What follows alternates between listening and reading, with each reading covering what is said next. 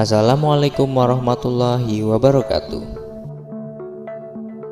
Di dalam perjuangan Nabi Muhammad SAW berdakwah dan menyebarkan agama Islam, tentu saja Nabi Muhammad SAW selalu menemukan rintangan dan cobaan yang silih berganti. Apalagi ketika di awal beliau diangkat menjadi Nabi oleh Allah Subhanahu wa Ta'ala. Hanya ada sedikit orang yang mau menerima apa yang Nabi Muhammad ajarkan tentang kebenaran yang beliau bawa. Beberapa orang dari kalangan keluarga dan sedikit pula dari kalangan sahabat dekatnya. Justru dari kalangan budak dan kaum tertindaslah yang cukup banyak dan mudah untuk menerima ajaran tauhid yang Nabi Muhammad SAW ajarkan. Nabi Muhammad lahir dari keluarga yang cukup terpandang dan sangat dihormati di kalangan suku Quraisy, yang memang dari garis nasabnya secara turun-temurun leluhur beliau adalah orang-orang yang sangat dihormati dan sangat berpengaruh bagi peradaban suku-suku Arab kala itu. Sehingga apabila dari keluarga besarnya saja mau menerima ajaran Islam yang Nabi Muhammad bawakan, pastilah beliau akan sangat dengan mudah menyebarkan agama tauhid ini. Dan pastinya tidak perlu memakan waktu yang lama untuk beliau mengislamkan tanah Arab di kala itu. Tetapi sayangnya sangat sedikit sekali bagian dari keluarga beliau yang mau membuka hati dan menerima Islam saat itu.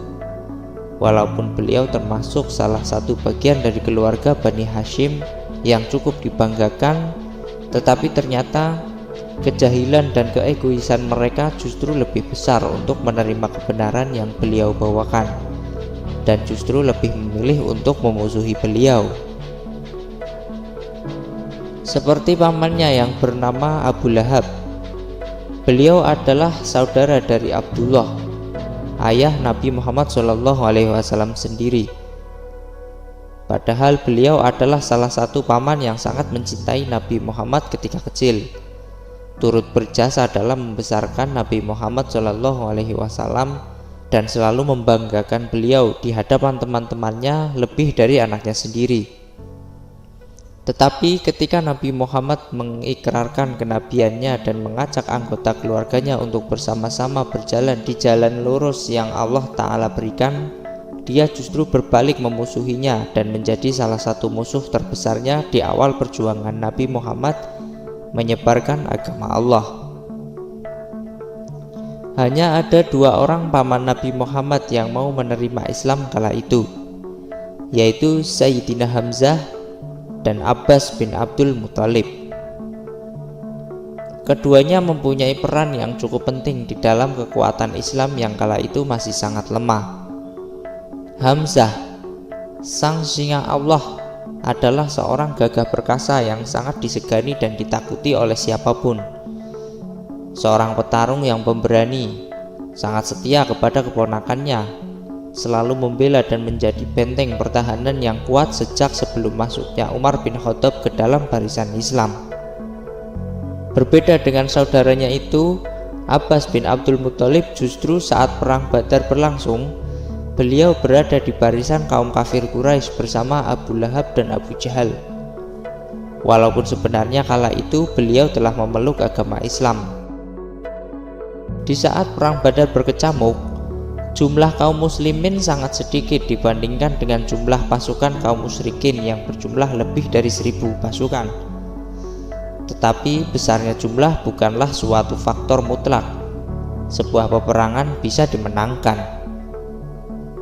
Terbukti pada perang pertama dalam sejarah umat Islam itu, perang yang akan menjadi sebuah titik balik kesuksesan kaum muslimin untuk menjadi sebuah peradaban besar yang penuh dengan ketaatan hingga sampai saat ini terjadi di kala itu.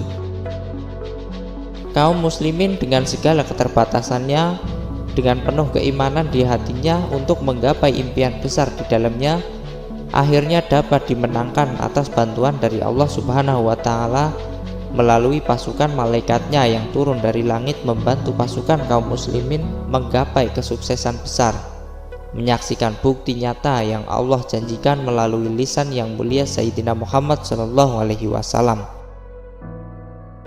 Ketika perang berakhir, tidak seluruhnya pasukan dari kaum musyrikin terbunuh di medan pertempuran itu, karena setelah terbunuhnya pemimpin mereka, yakni Abu Jahal dan Abu Lahab, seketika keyakinan pasukan kafir memudar dan sebagian berlari mundur, menghindari pertempuran, hingga akhirnya kaum muslimin mengejar dan menangkap sebagian besar pasukan musuh dan menjadikannya tawanan untuk dijadikan sandera, agar nantinya mereka ditawarkan untuk masuk Islam atau membayarkan tebusan agar mereka bisa dibebaskan. Saat para tawanan diinterogasi, ada pemandangan yang unik dari barisan para tawanan yang tertangkap oleh kaum muslimin itu, yaitu ada seseorang yang sangat mereka kenal dan cukup membuat kaget para sahabat, yaitu ada Abbas bin Abdul Muthalib, berdiri terikat, tangannya berada di antaranya. Menurut sejarah, dua orang sahabat yang berhasil menawan Abbas adalah Abu Yusr dan Ka'ab bin Amr. Saat diinterogasi oleh dua sahabat tersebut, pertanyaan pertama yang terlontar dari mulut Abbas bin Abdul Muthalib ini adalah menanyakan kabar atas keponakannya. "Bagaimana keadaan keponakanku Muhammad dalam peperangan ini?"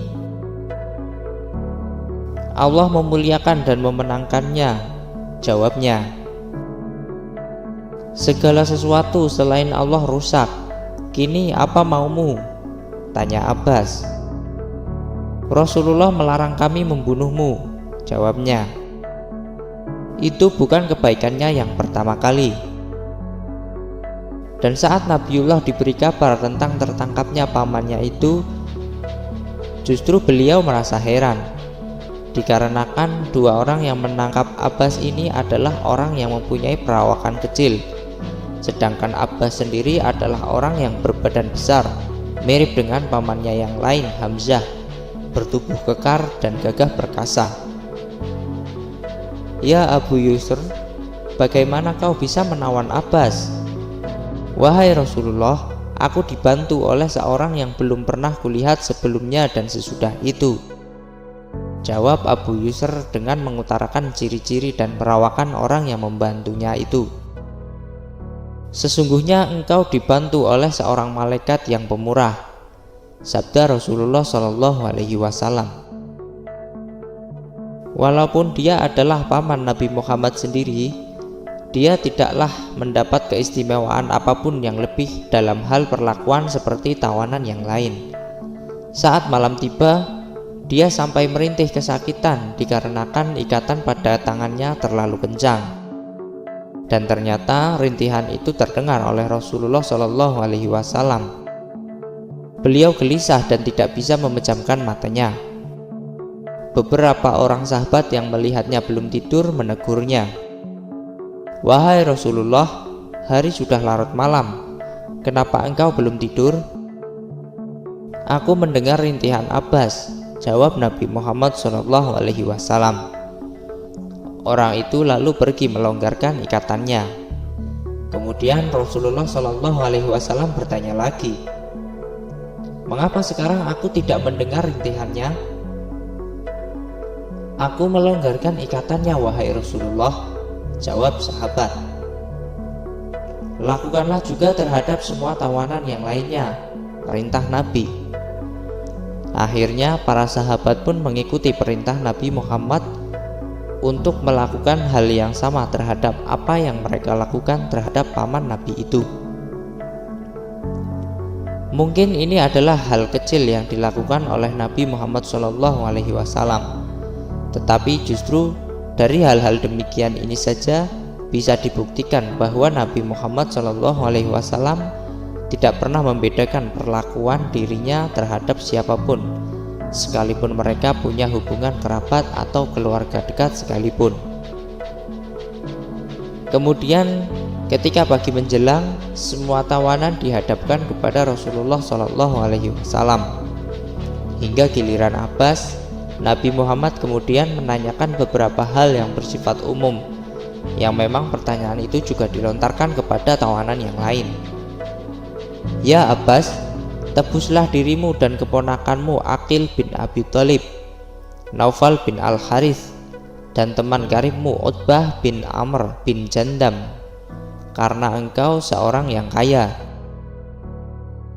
Wahai Rasulullah, saya ini seorang muslim. Saya beriman kepada Allah dan kepadamu, tetapi saya dipaksa ikut berperang oleh mereka dan dipaksa untuk ikut di dalam barisan orang-orang keji itu. Ucap Abbas, cukuplah Allah saja yang maha tahu dengan keislamanmu itu. Kalau pengakuanmu itu benar, Allah yang akan menilai dan memberi ganjaran kepadamu. Namun aku melihatmu dari segi lahirmu, maka bayarlah tebusanmu itu. Aku tidak mempunyai uang, ya Rasulullah.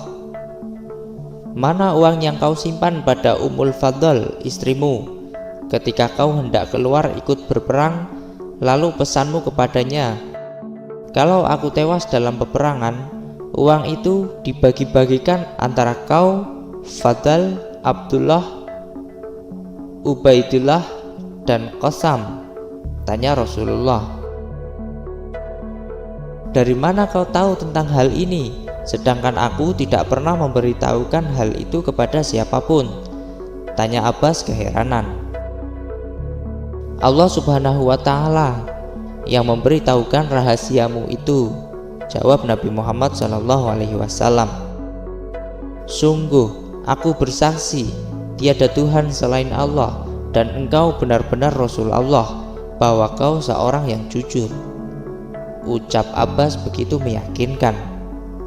Pada saat itu turunlah firman Allah Subhanahu wa Ta'ala, wahai Nabi, katakanlah kepada para tawanan perang yang ada di tanganmu, jika Allah mengetahui ada kebaikan di dalam hatimu, niscaya Dia akan memberikan yang lebih baik dari apa yang telah diambil darimu, dan Dia akan mengampuni kamu. Dan Allah Maha Pengampun lagi Maha Penyayang. Quran Surat Al-Anfal ayat 70. Akhirnya Abbas bin Abdul Muthalib pun membayarkan apa yang telah menjadi kewajibannya, yaitu membayar uang tebusan untuk dirinya dan beberapa kerabatnya. Begitulah hukum Islam. Keadilan akan selalu ditetapkan. Tidak ada hitungan khusus terhadap keluarga ataupun kerabat. Setelah kejadian ini, Abbas bin Abdul Muthalib akhirnya dapat dengan bebas mengikuti Nabiullah Muhammad SAW dan selalu mendukung dakwah beliau kemanapun beliau berada, membela setiap peperangan yang beliau ikuti, berada di barisan kaum muslimin untuk membela agama Allah Subhanahu wa Ta'ala. Bahkan namanya tertulis menggunakan tinta emas di dalam sejarah Islam karena peran pentingnya sebagai penasihat saat disusunnya perjanjian Aqobah pada tahun ke-12 kenabian Rasulullah, yaitu perjanjian yang dilakukan antara Nabiullah Muhammad SAW dengan penduduk Yasrib saat Nabi Muhammad hendak hijrah ke Yasrib atau yang sekarang kita kenal dengan Madinah. Karena andilnya Abbas dalam melobi dan memberi pemahaman terhadap penduduk Yasrib kala itu tentang Rasulullah SAW, akhirnya Rasulullah bisa diterima oleh penduduk Yasrib, walaupun segala resikonya telah dibicarakan pula. Bahkan seketika banyak penduduk Yasrib dengan senang hati menerima Islam di hatinya, termasuk menerima kedatangan Nabi Muhammad SAW untuk tinggal bersamanya dan mengangkat kaum muhajirin sebagai saudaranya, berbagi rumah dan makanan dengannya. Walaupun dalam peristiwa hijrah tersebut, Abbas justru tidak diperbolehkan untuk ikut hijrah ke Madinah bersama rombongan Nabi, beliau tetap patuh dan tunduk kepada keponakannya tersebut, karena menurut Nabi Muhammad SAW, tidak semua umat Islam yang ada di Mekah kala itu bisa ikut berhijrah ke Madinah bersama Rasulullah, dan tentunya mereka sangat membutuhkan perlindungan oleh sosok yang dianggap mampu dan dapat mengemban tugas mulia itu. Dan menurut Nabi Muhammad, pamannya lah yang bisa dia percaya. Akhirnya Abbas pun menetap di Mekah untuk membantu kaum muslimin yang tinggal di sana, memberi perlindungan kepada mereka, bahkan sampai membayarkan hutang-hutang mereka kepada kaum musyrikin. Begitulah sepenggal kisah dari salah satu orang terdekat Nabi Muhammad SAW yang berperan penting di dalam kehidupan dan perjuangan Nabi Muhammad dalam berdakwah menyebarkan agama Islam. Ambil segi positif dan pesan baik yang ada di dalamnya. Jadikan pelajaran jika ada hal negatif di dalamnya. Jika ada kesalahan, itu pastilah murni datang dari saya, dan jika ada kebaikan, sudah tentu itu datang dari Allah Subhanahu wa Ta'ala. Wallahu a'lam bishawab.